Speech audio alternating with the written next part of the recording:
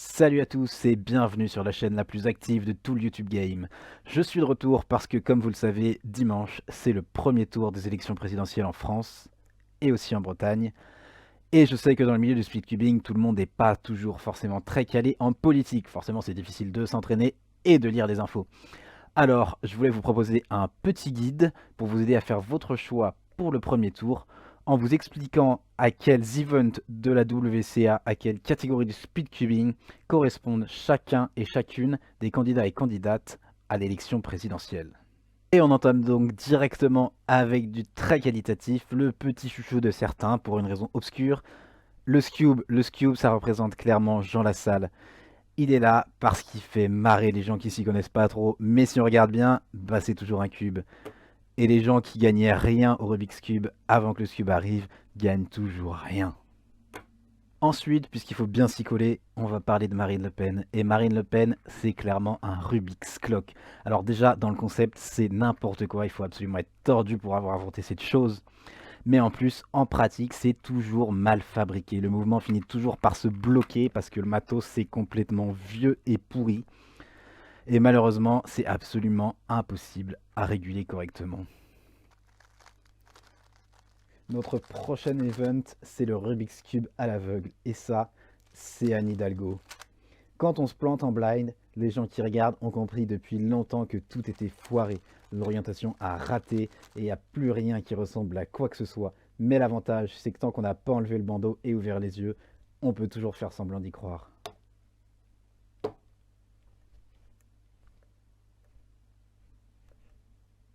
Ensuite, on va passer brièvement sur Fabien Roussel, notre Square One. Bon, alors lui, si on n'est pas un initié, c'est absolument impossible de comprendre comment il fonctionne parce que il se déforme beaucoup trop rapidement. Puis après, il faut savoir dans quel sens le tourner.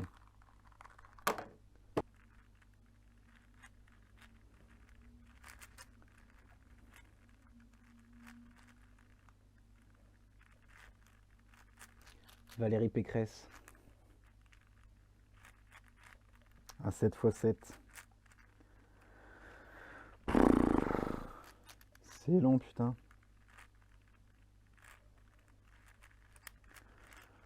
C'est nul. Et puis c'est long. Ah, qu'est-ce que c'est nul. Oui, c'était un 6x6. Vous croyez quand même pas que j'avais un 7x7 à la maison. Philippe Poutou. Philippe Poutou, c'est du Rubik's Magic. Lui, il n'est pas là pour être l'épreuve principale, il est là pour montrer qu'on peut avoir des épreuves très différentes des autres. À l'origine, il a été produit par le même groupe que d'autres events beaucoup plus mainstream, c'est pour ça qu'il pouvait être officiel. Mais à force de prendre un peu trop de liberté avec le règlement, et ben maintenant il est plus invité du tout. Merci à toi Philippe.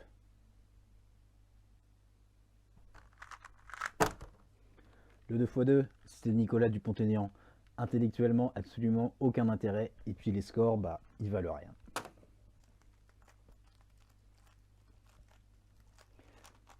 Jean-Luc Mélenchon, c'est du Rubik's Cube à une main.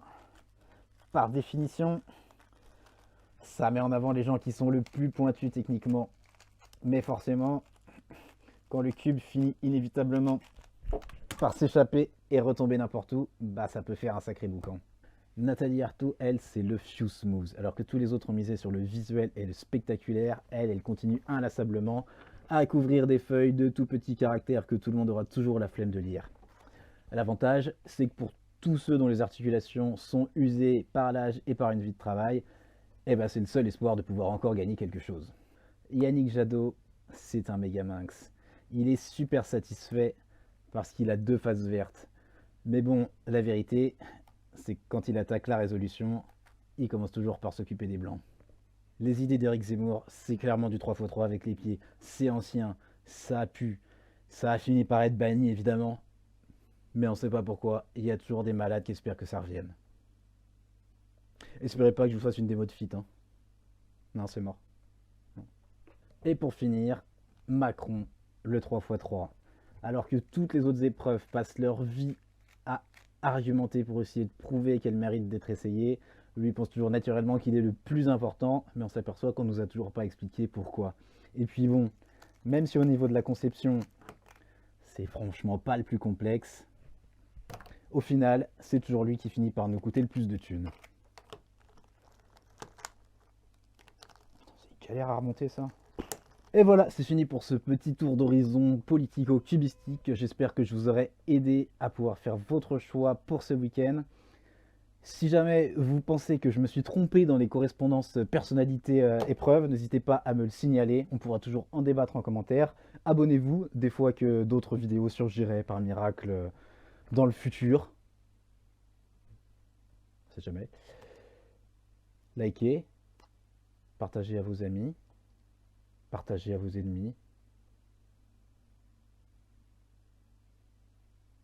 Voilà, c'est tout. À bientôt. Maknovchina, Maknovchina,